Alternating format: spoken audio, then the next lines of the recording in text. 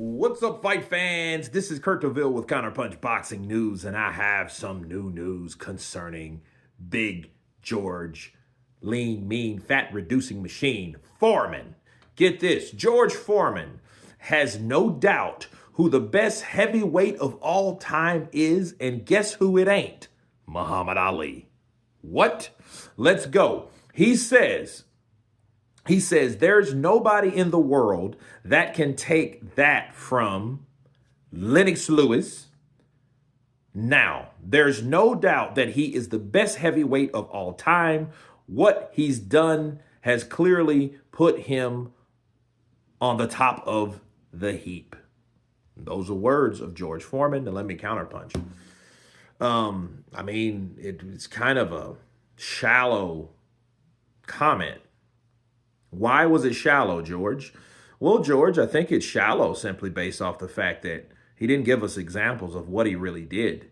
He didn't show you of the guys that he defeated. He didn't give you a synopsis on why. Most people that believe wholeheartedly that they're the best, they have a structured amount of people in mind that convince them on how good they are and why they are the best of all time.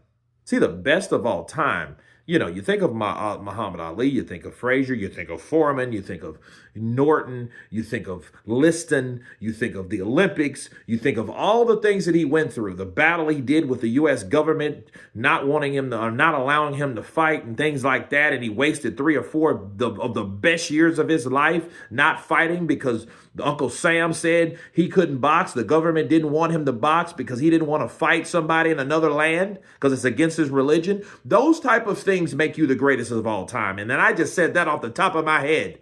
Okay, George didn't. He just said there ain't no doubt that Lennox Lewis is the best of all time. Okay, so if he's the best of all time, Mr. Lean, Mean, Fat Reducing Machine, where is his examples? What, beating Holyfield, smaller cruiserweight guy?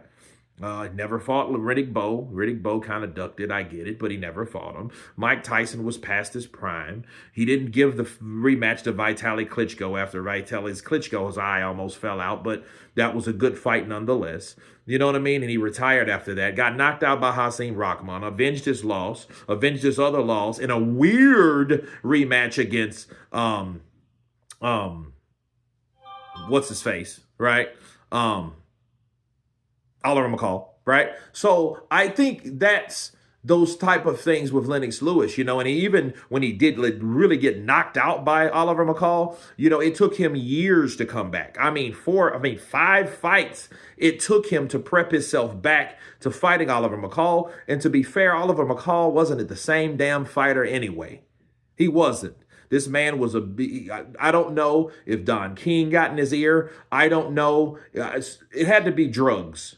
You know what I'm saying? Something was up with Oliver McCall because he had battles with substance abuse. Okay, so if you have battles with substance abuse and then you get thrown in there to fight one of the best fighters that's grooming and took his time naturally, not pushing because nobody expected shit from Lennox Lewis because nobody cared about Lennox Lewis. Let's just be real. We had Tyson, we had Holyfield, we had Foreman that just knocked out Michael Moore. We had all these guys anyway. So nobody really cared about Lennox Lewis and what he did. So he had time to groom without pressure. He ain't like an AJ in Britain. Nobody cared for him that much in Britain, to be fair, okay?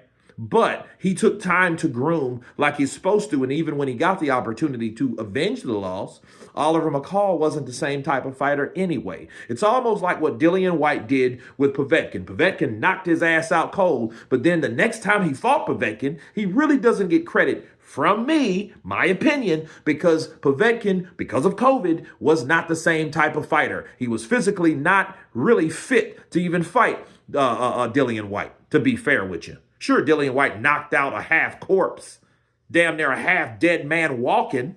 Yeah, he did that, but at the end of the day, that wasn't the guy that knocked him out, was it? No. You're fighting a guy that just damn near lost his life from COVID. Okay? So that's not the same. Same for Oliver McCall. It had to be stopped because Oliver McCall didn't even want to fight him. So again, saying that he's the best of all times, one of the best, sure, I wouldn't deny that. Lennox Lewis is the lion. He's a bad mother sucker. I get it. But saying he's the greatest of all time, get out of here. I disagree, George, and you've been counterpunched. You guys tell me what you think of the fat, lean, mean, fat-reducing machine, George Foreman, state that Lennox Lewis is the greatest of all time over Muhammad Ali. Of course, please subscribe. And you guys been counterpunched.